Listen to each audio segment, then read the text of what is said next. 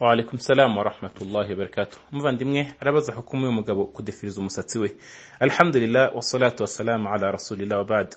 Kudefiriza umusatsi iyo bije mu rwego rwo kwitaka, ibyo ngibyo ni haramu, ntago bikwiye, kuko uwo ni umutako w'abagore, ntago ari umutako w'abagabo. Nta nubwo umugabo akwiye kwisanisha n'abagore, kubera ko intumwa y'Imana sallallahu alayhi wasallama yavumye wa wundi wese w'umugabo wisanisha n'abagore na wa mugore wisanisha n'abagabo, abo bose baravumwe imbere ya Allah subhanahu wa ta'ala.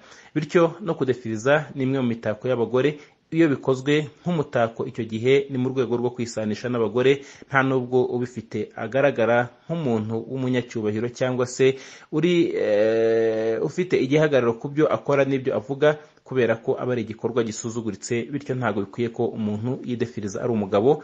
Ariko aramutse ari umuti, nta kindi cyamuvura usibye ibyo ngibyo, icyo gihe uwo ngo yabikoze mu rwego rw'umuti. Usibye ko iyo umuntu afite ikibazo mu mutwe, ibyiza nuko yogosha hanyuma akabona gufata indi miti, naho guhangira nanone imisatsi kugeza ubwo wishyira mu rwikekwe n'aho abantu bakureba ikijisho cyangwa se bakwibazaho byinshi, ibyo ntago bikwiye. By'umwihariko umugabo ntago akwiye kurwana n'imitako y'abagore cyangwa se n'indi mitako yose isanzwe. Agomba guharanira guhora ari umugabo kandi ufite igihagararo cya kigabo. Wallahu a'lam.